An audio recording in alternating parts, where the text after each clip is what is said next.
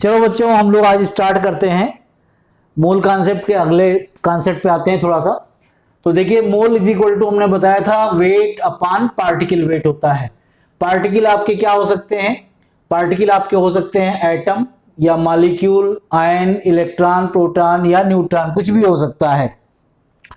अब अगर हम n की वैल्यू फिक्स कर दें, n की वैल्यू हमने 1 मोल ले लिया, कोई भी पार्टिकल हमने 1 मोल ले लिया, तो अगर n की जगह 1 रख देंगे तो वेट इज इक्वल टू क्या हो जाएगा? पार्टिकल वेट हो जाएगा।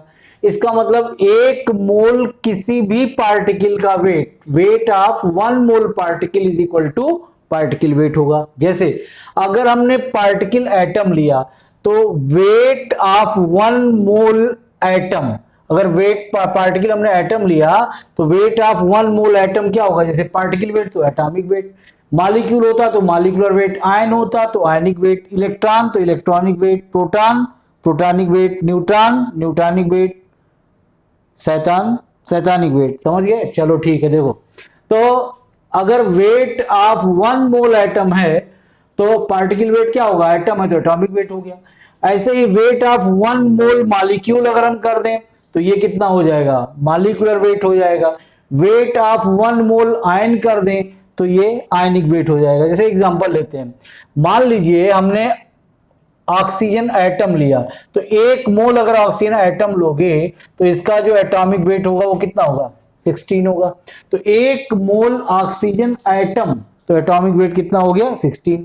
अगर 1 मोल एटम के बजाय 1 मोल हम मॉलिक्यूल ऑफ ऑक्सीजन लें, 1 मोल ऑक्सीजन का मॉलिक्यूल लें, तो 1 मोल ऑक्सीजन का मॉलिक्यूल लेंगे तो ये मॉलिक्यूलर वेट होगा और ये कितना होगा? 32। ऐसे ही कोई आयन ले लेते हैं, 1 मोल आयन, मान लो कार्बोनेट आयन का 1 मोल लिया हमने, तो कार्बोनेट आयन का 1 मोल आयनिक वेट कहलाएगा। और आयनिक वेट कितना होगा? कार्बन का 12, एक ऑक्सीजन का 16, तो 3 का 48, 48 प्लस 12 कितना हो जाएगा? 60। तो ये तो हम लोग को पहले से आता है। बात यहां पे हमें आज आपको बतानी है कि अगर 1 मोल इलेक्ट्रॉन का वेट निकालें तो 1 मोल इलेक्ट्रॉन का वेट मतलब क्या? Electronic weight. जैसे वेट ऑफ 1 मोल इलेक्ट्रॉन की बात करना है तो इसे ये इलेक्ट्रॉनिक वेट कितना होगा? अवोगाड्रोस नंबर माने 1 मोल, और 1 इलेक्ट्रॉन का वेट हम बता चुके हैं कितना होता है? 9.1 into 10 to the power minus 28 gram. Gram में लेंगे 28 होगा माइनस में, अगर केजी में होगा तो 10 पावर माइनस 31 होगा। तो ये 1 मोल इलेक्ट्रॉन का वेट है, ये मोलर इलेक्ट्रॉनिक वेट कहलाया। ऐसे ही वेट ऑफ 1 मोल प्रोटॉन की बात करोगे तो मोलर प्रोटॉनिक वेट होगा। 1 मोल का मतलब अवोगाड्रोस नंबर, और 1 मोल प्रोटॉन का एक प्रोटॉन का वेट हम बता चुके हैं कितना होता है?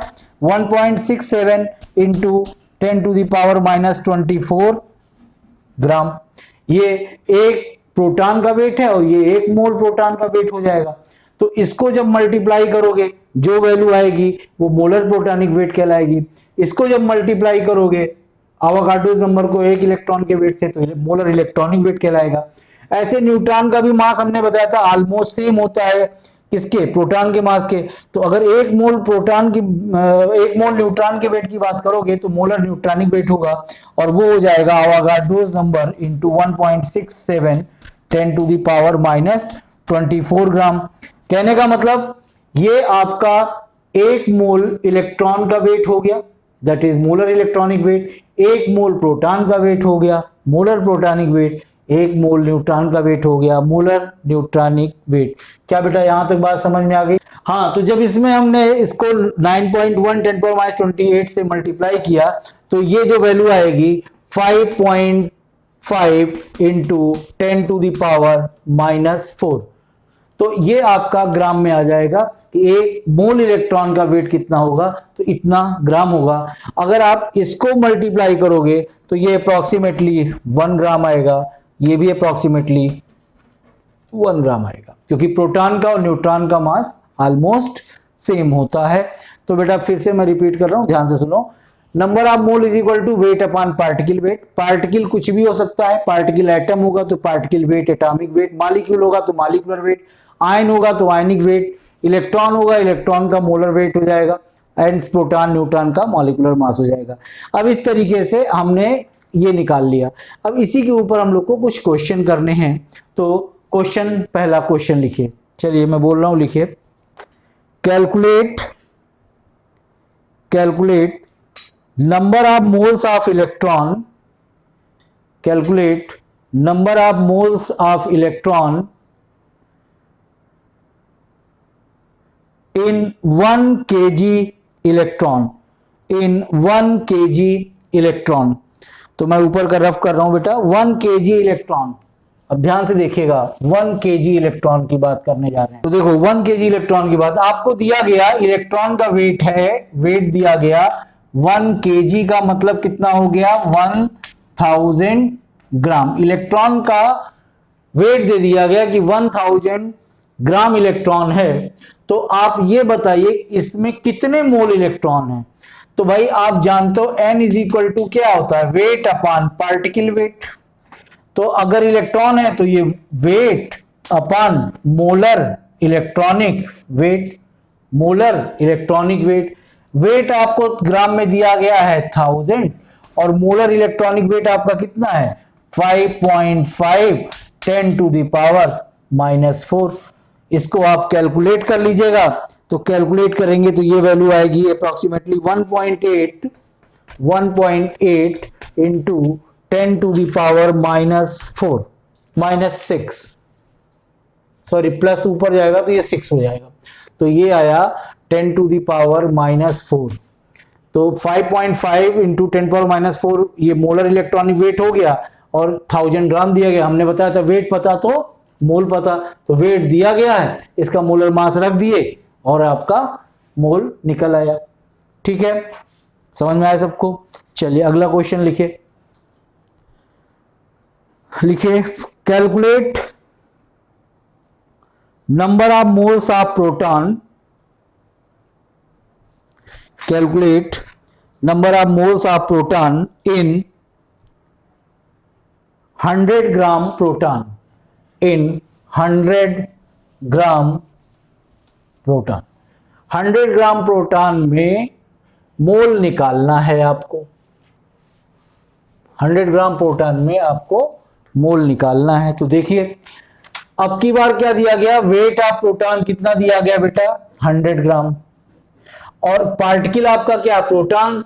तो प्रोटॉनिक वेट, एक मोल प्रोटॉन का वेट कितना होता है, प्रोटॉनिक वेट वो कितना है 100। तो ये वैल्यू कितनी आ गई 100 मोल आ गई। अगर ऐसे ही 100 ग्राम न्यूट्रॉन का पूछते तो न्यूट्रॉनिक वेट 100 आ जाता मोल। ठीक है, चलिए अगला क्वेश्चन लिखिए, calculate volume of 6 gram hydrogen gas, calculate volume of 6 gram hydrogen gas at STP। तो क्वेश्चन दे रहा बेटा हाइड्रोजन का, हाइड्रोजन गैस। अब आप जानते हैं हाइड्रोजन गैस क्या है, हाइड्रोजन एक मॉलिक्यूल है। अगर पार्टिकल मॉलिक्यूल है तो फार्मूला क्या होगा बेटा, n is equal to weight upon, अब मॉलिक्यूल है तो क्या लिखोगे मॉलिक्यूलर वेट, और ये मॉलिक्यूल है तो ये हो जाएगा number of molecule upon Avogadro's number. और क्या लिख सकते हैं, volume of gas at STP upon 22.4 litre, और PV upon RT molarity into volume in CC upon 1000। Net result ये है, पार्टिकल के नेचर को देखते ही हमने मोल का फार्मूला लिख लिया। अब आप देखिए क्वेश्चन में दिया गया है वॉल्यूम आपको STP पे निकालना है। इसका मतलब ये चीज हमें देखनी होगी, ये फार्मूले में ये volume of gas at STP ये निकालनी है। दूसरा कह रहा है 6 ग्राम हाइड्रोजन, इसका मतलब वेट दिया गया, इसका मतलब ये है कि इस फार्मूले को इसके बराबर इक्वेट कर दें। तो वेट की जगह लिख दिया हमने 6, मॉलिक्यूलर वेट हाइड्रोजन का कितना होगा 2 is equal to volume of gas at STP अपान 22.4 कर दो, और यहां से आप निकाल लो। तो जो भी volume of gas at STP आएगी इसको कैलकुलेट कर लीजिएगा, और जो वैल्यू आए वो कितना आएगा 67.2 लीटर्स।